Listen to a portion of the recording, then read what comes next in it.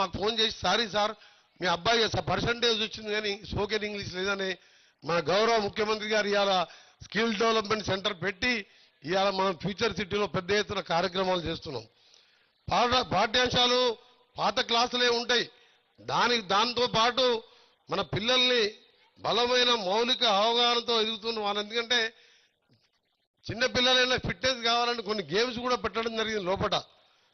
అందుకని మీ అందరికీ తెలుసు ముందుకెళ్ళి కూడా నేను మహాత్మా గాంధీ యూనివర్సిటీ 2004లో నేను ఎమ్మెల్యే రెండోసారి గెలవగానే రాజశేఖర రెడ్డి గారితో ఒక బ్రహ్మాండమైన యూనివర్సిటీ మీరు ఎక్కడైనా చూడండి తెలంగాణలో ఉస్మానియా కాకతీయ తర్వాత పెద్ద క్యాంపస్ మంచి క్యాంపస్ ఎక్కడుందంటే ఎంజీ యూనివర్సిటీ అని చెప్పక తప్పదు. అలాంటి యూనివర్సిటీ కట్టించిన అందులో ఇంజనీరింగ్ కాలేజ్ పెట్టించిన జేఎన్టీయూ ఎంబీఏ కోర్సెస్ పెట్టించిన ఇంకా ఎన్నో కోర్సెస్ పెట్టుకుంటూ మొన్న మేడారం క్యాబినెట్ మీటింగ్ లో B pharmacy D pharmacy M ఫార్మసీతో పాటు LLB law college LLM college కూడా మొన్ననే క్యాబినెట్ లో అప్రూవ్ చేసుకున్నాం. సమ్మక్క సారక్క సాక్షిగా అది 2026-27 అంటే 4 నెలల్లో అడ్మిషన్లు కూడా జరుగుతున్నాయి. నేను మినిస్టర్ అయిన తర్వాత దాదాపు 200 కోట్ల బిల్డింగ్లు కూడా అక్కడ కట్టడం జరిగింది. ఇక్కడ యంగ్ ఇండియా స్కూల్ దాదాపు 175 కోట్లతోని ఇలా మల్లు బట్టి విక్రమార్క మన బిల్డింగే ఫాస్ట్ గా నడుస్తుంది. దానికి ప్రతి వారం కూడా కలెక్టర్ గారికి చెప్పిన ప్రతి వారం మానిటరింగ్ చేసి 2500 మంది పిల్లల్ని అందులో ఓసీలు బీసీలు మైనార్టీలు ఎస్సీలు ఒకటే దగ్గరే ఉండే విధంగా 1000 మంది ఒకటేసారి భోజనం చేసే విధంగా ఈ రోజు కుల మతాలకు అతీతంగా చిన్నప్పుడే అవగాహన పెంచాలని 22,000 కోట్లతో ఇవాళ యంగ్ ఇండియా ఇంటర్నేషనల్ స్కూలు మనం కడుతున్నామంటే ఇవాళ ఈ ప్రభుత్వం విద్యకు ఎంత ప్రాధాన్యం ఇస్తుందో విద్యాశాఖ మంత్రి అయినా స్వయంగా రేవంత్ రెడ్డి గారే దీని మీద ఎప్పుడు మాట్లాడతారు. అన్నా మనం ఎన్ని చేసినా సరే మనం క్వాలిటీ విద్య అందించి ఏదో గురుకులాలు పెట్టాం 400 మంది పిల్లలకు 20 రూములు ఇచ్చి 10 బాత్రూములు ఇచ్చి పొమ్మంటే ఆ పిల్లలు ఎక్కడ చదువుకోవాలి చెప్పండి. అన్ని వసతులు ఇచ్చి ప్లే గ్రౌండ్ నుండి చదువుకోవాలని నేను ఏ విధంగా ఈ ప్రకాశం బుట్టుగూడ కోమటిరెడ్డి ప్రతి స్కూలు దాన్ని స్థాపించినో రాష్ట్రం మొత్తం కూడా ముఖ్యమంత్రి గారు పెట్టబోతున్నారు. అందుకని మీ అందరూ కూడా మరొకసారి ఈరోజు టెక్నాలజీకి దూరం కాదు ప్రాథమిక పాఠశాలలోనే పిల్లలని కంప్యూటర్లు టెలివిజన్లు దానికి ల్యాప్టాప్లు దూరంగా ఉంచుతారు. కానీ పిల్లల్ని ఓని మెంటల్గా మానసికంగా వాళ్ళని ఇట్లా ఏ విధంగా తీసుకురావాలనే ఆలోచనతోనే పరీక్షల ఒత్తిడి ఉండదు. చిన్న వయసులోనే పిల్లలపై గ్రేడ్లు కావాలని తల్లిదండ్రులు కానీ వీళ్ళు కానీ ఎప్పుడు కూడా మనం ఒత్తిడి చేయకుండా మనం అందరం కూడా ముందుకు పోదామని మీ అందరూ కూడా మరొకసారి ఈ కార్యక్రమం ఈ ఇతరులతో ఆగదు. నేను ఎమ్మెల్యేగా ఎంపీగా మినిస్టర్గా ఉన్నా లేకున్నా నల్గొండ కాన్స్టిట్యున్సీ నా గుండెకాయతో పాటు నాకు ప్రాణం ఇచ్చిన ఏమి లేనప్పుడు నన్ను 5 సార్లు ఎమ్మెల్యేగా గెలిపించి పక్క భువనగిరిలో నిలబడితే అక్కడికి కూడా మీరు వచ్చి గెలిపించి 6 సార్లు గెలిపించి అలా క్యాబినెట్ లో నేను ఉత్తమ్ కుమార్ రెడ్డి గారు సీనియర్ మినిస్టర్స్ గా ఉన్నాం. నేను అడిగితే ఇక్కడ ముఖ్యమంత్రి గారు ఏదైనా శాంక్షన్ చేస్తారు. దాంతో పాటు నేనే ఆలోచించిన మన ఉద్యోగులకు న్యాయం చేయాలి, ఇంకా కేంద్రంకి వెళ్ళి నిధులు తెచ్చుకోవాలి. రాష్ట్రంలో ఆర్థిక పరిస్థితి చూస్తే పోయిన 10 ఏళ్లలో పెరిగిన భారం.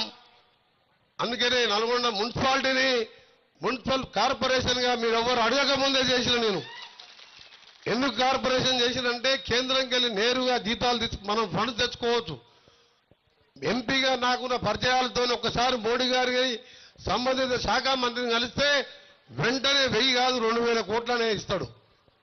ఇవాళ గడ్కరీ గారు మొదటిసారి నేను ఆర్ఎండ్బి మినిస్టర్ నేషనల్ హైవే కూడా నా కిందకే వస్తుంది కాబట్టి మొదటిసారి వాడిని కట్టసిగా కలుస్తాను పోతే ఆయనకు శాలువా కప్పి వెంకటేశ్వర స్వామి విగ్రహాన్ని ఇచ్చి నీ బ్లెస్సింగ్ కావాలంటే ఏం కావాలి మొదటి గిఫ్ట్ అని చెప్పి నాకున్న పరిచయంతో అడిగితే నల్గొండకు ఔటర్ రింగ్ రోడ్ కావాలి, ఇక్కడికి వెళ్ళి లారీలు మనం ఏముండే లారీలు పోతే దుమ్ముతో ఉన్నది, దుమ్ముతో పాటు యాక్సిడెంట్లు అవుతున్నాయి.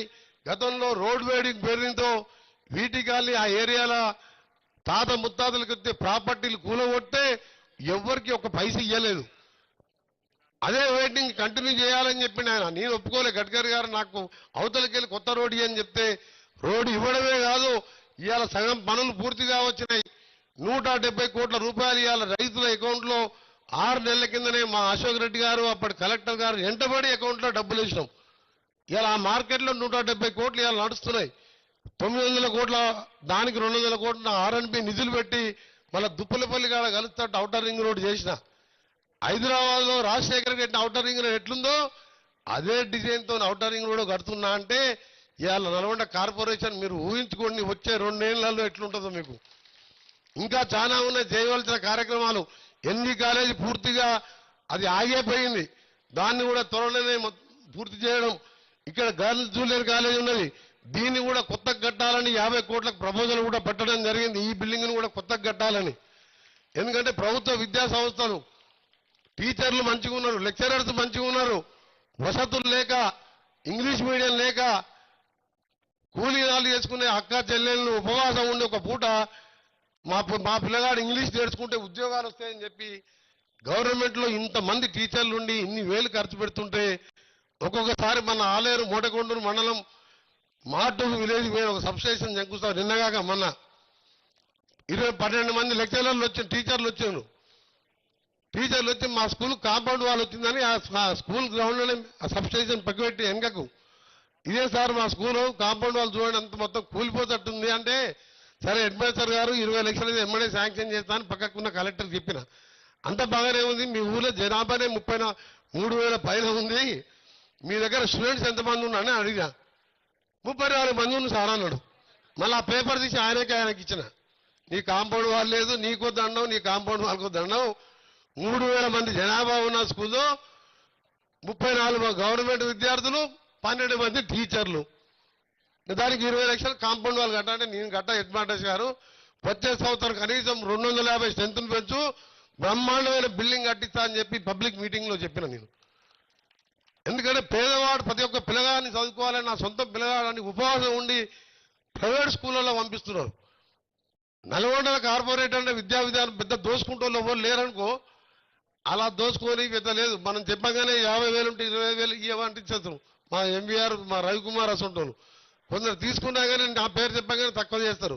సెంట్ ఆల్ఫోన్స్ స్కూల్ అని మంచి స్కూల్ ఉన్నది, లిటిల్ ఫ్లవర్ స్కూల్ మంచి స్కూల్ ఉన్నది, కానీ ప్రభుత్వ పరంగా స్కూళ్ళని చేయాలనే కలెక్టర్ గారికి డిఓ గారికి ఒకటే రిక్వెస్ట్ చేసిన. కలెక్టర్ గారు మనం ఎన్ని చేసినా ఒక విద్యను అందిస్తే వాడు మన కుటుంబం ఆ ఊరు ఆ మండలం బాగుపడుతుంది. మనం విద్య మీద బాగా అభివృద్ధి చేద్దాం. దాంతోపాటు ఎస్ఎల్బిసి కాలువలు, ఎస్ఎల్బిసి సొరంగం అది నా గుండెకాయ. 2007లో మొదలు పెడితే నా మీద కోపంతో మొదలు పెడితే మళ్ళీ కూలిపోయి పాపం 8 మంది చనిపోవడం, మళ్ళీ స్టార్ట్ చేయించిన. బ్రాహ్మణ వేళలు పూర్తి చేసి చెర్లపల్లి చెరువు కూడా నింపుతున్నా. ఇవాళ 24/7 2000 ఇళ్లకి ఇచ్చే పైలట్ ప్రాజెక్టు మన మానగూరు నవీన్ గౌడ్ కౌంటర్ వార్డులో మా మున్సిపల్ ఇక్కడ స్టార్ట్ చేసినాం. 6 నెలల్లో ప్రతి ఇంట్లో నల్ల ఇస్తే 24/7 కృష్ణా వాటరే రావాలి, వేరే వాటర్ రావద్దనే 12 ట్యాంకులు ఈ రోజు మనం 10 లక్షల కెపాసిటీ కట్టిస్తున్నాం.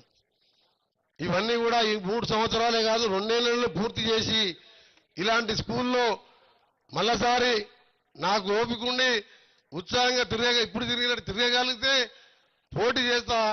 లేకపోతే ఈ స్కూల్లో రూమ్ తీసుకొని పేద పిల్లల్ని మీ పిల్లల్ని నా కొడుకుగా భావించి మీ అందరినీ కూడా చదివించుకొని చదువుతోనే ఈ నల్గొండను అభివృద్ధి చేయాలి.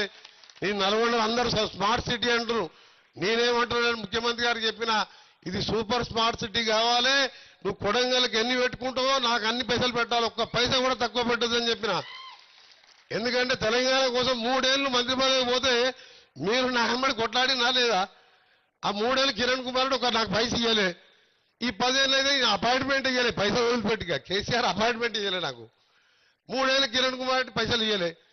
అందుకనే రేవంత్ రెడ్డి సీఎం గారికి చెప్పిన, అన్నా నువ్వు ఏదైనా తెచ్చుకో, ఏదైనా నీ నల్గొండ కోసం శాంక్షన్ చేస్తా, అసలు దీక్ష అసలు తెలంగాణ పోరాట యోధుడు నువ్వే అని ఎన్నో బహిరంగ సభలో చెప్పాడు మన గౌరవ ముఖ్యమంత్రి రేవంత్ రెడ్డి గారు. అందుకని ఒకటే మాటిస్తున్నా, నేను నీతి నిజాయితీగా నిప్పులాగా బతికినా, ఎక్కడ ఏవో తప్పు చేసినా, ఎక్కడ ఇన్వాల్వ్ కాలేదు. నేను నా పదేళ్ళు నేను చేసుకున్నా. నా దగ్గరికి ఏ పేదవాడు వచ్చినా ఖాళీ చేతులతో పంపలేదు. ఇవాళ ఈ స్కూల్ని మా ఆఫీసర్లు, మా డిఈఓతో పాటు అందరూ, మా ఆర్డీఓలు అందరూ ప్రతి ఒక్కరు కూడా దగ్గరుండి కట్టించిండ్రు. లోపలికి పోతే నాకు నేను మొత్తం వైనంగానే చూడాలని లోపలికి పోలే. నిజంగా నాకు చాలా సంతోషం అనిపించింది. ఇవాళ నాకు ఇక పదవుల కంటే ఎక్కువ ఈ స్కూల్ని చూసి దీంట్లో ఆని ముత్యాలను తయారు చేయాలి, ఒక ఐఏఎస్, ఒక ఐపీఎస్, ఒక సైంటిస్ట్ లాంటి వాళ్ళని తయారు చేయాలనే ఆలోచన వచ్చింది నాకు. అన్ని వసతులు పెట్టి ఉట్టిగా వేయదు. అలాగే ఇక్కడున్న ఎంఈఓ గారికి, అలాగే మన గౌరవనీయులైన మా గౌరవ టీచర్ల సిస్టర్స్కు, హెడ్ మాస్టర్ నుంచి కొడితే సిస్టర్స్ టీచర్స్ వరకు చెప్తున్నా, మీ సొంత పిల్లలను కూడా తీసుకొచ్చి జాయిన్ చేయండి. ఫస్ట్ జాయిన్ చేస్తే మీ పిల్లలు కూడా మెరిట్ ఉంటేనే సీట్ వస్తుంది. అందులో మా లీడర్ ఎవరంటే, సార్ మా పిల్లలు నెక్స్ట్ ఇయర్ సీట్ కావాలంటే నాకు తెలియదు, దానికి ఎంట్రన్స్ ఎగ్జామ్ పెడతాం, ఎగ్జామ్ వస్తేనే నీకు ఎంట్రన్స్లో పాస్ అయితేనే నీ కొడుకు సీట్ ఇస్తుందని చెప్పిన. మా బిగ్ టీవీ రమేష్ అడిగి